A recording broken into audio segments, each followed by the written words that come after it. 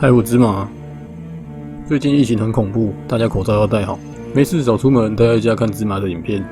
跟朋友聊天不知道要聊什么，就推荐芝麻的影片给他看。下个月开始会加快出片速度，敬请期待哦。不知道大家平常或小时候有没有去过溪边玩过水呢？常常会看到这一类出意外的新闻。今天的故事就是由雷小布叙述他儿时差点上新闻的亲身经历，感谢他的提供。夏天到了，大家玩水也要多加注意哦。现在戴口罩应该没这么好玩吧？还是多宅一下吧。喜欢影片记得按赞订阅一下，要投稿鬼故事连结在说明栏哦。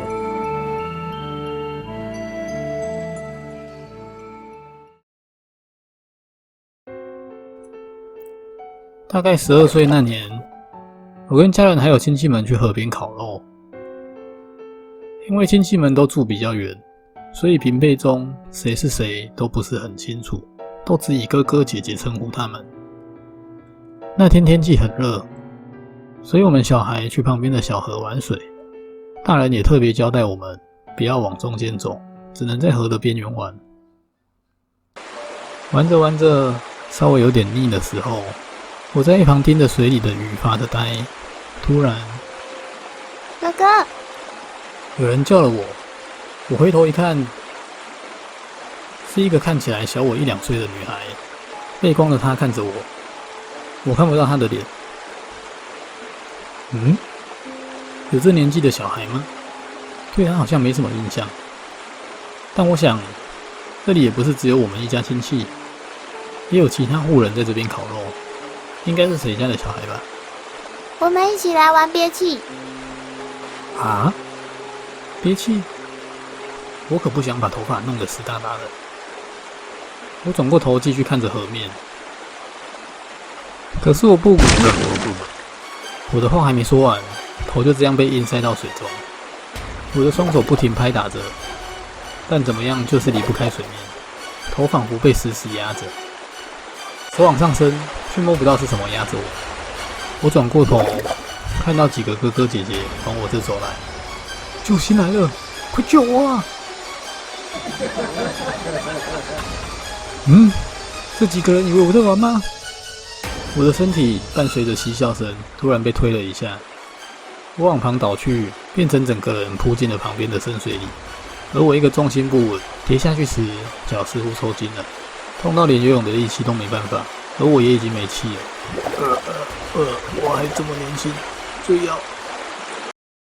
你在干嘛？瞬间，我被我爸抱上岸，我全身湿哒哒的坐在大石头上，猛烈的咳着。过了一下子缓和后，刚刚在干嘛？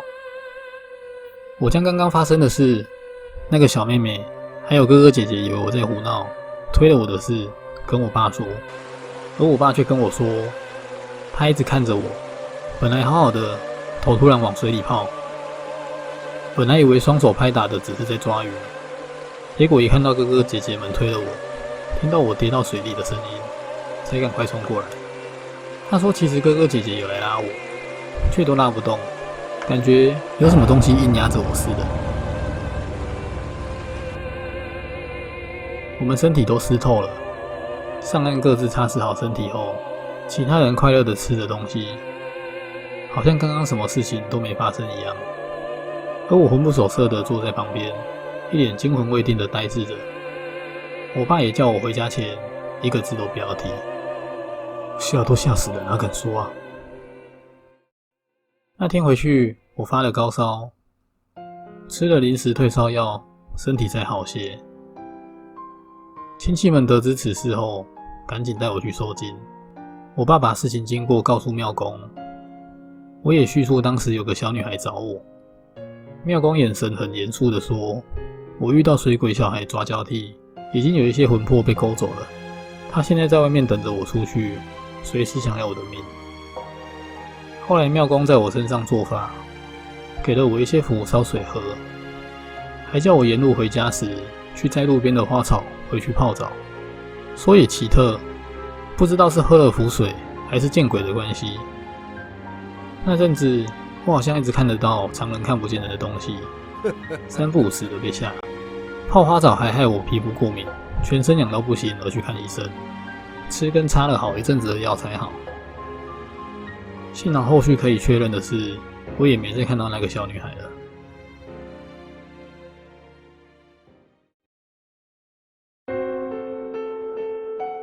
阿远是一个一般的上班族，平常有着慢跑的习惯。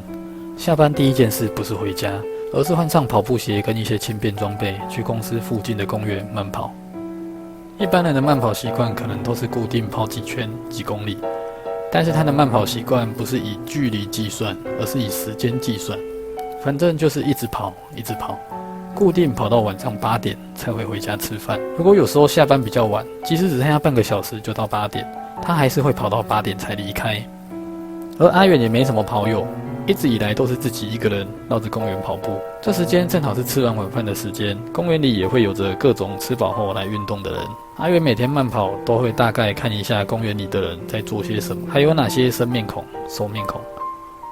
而阿远毕竟也只是在跑自己的，都没有跟任何人聊过天，所以他会自己帮他们取绰号，好辨识这些生面孔跟熟面孔。今天那个太极伯没来吗？小西瓜又跌倒了啊，呵呵。那个马尾姐今天不绑马尾，臭小王又在随地大小便。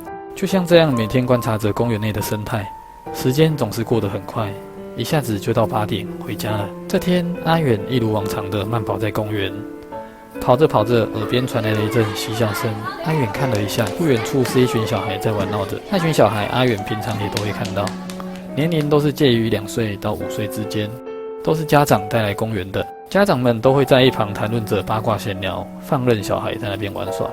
也不知道家长到底有没有在顾，不过也不关阿远的事，他只是来慢跑的。每个小孩阿远都看过，但阿远没有帮他们取绰号，因为小朋友的脸蛋对他来说都长得差不多，一样的可爱，一样的屁。大概瞄了一下之后，阿远便继续向前慢跑了。跑着跑着，绕了一圈公园，回到刚刚那边，正好看到家长们正呼喊着小孩们。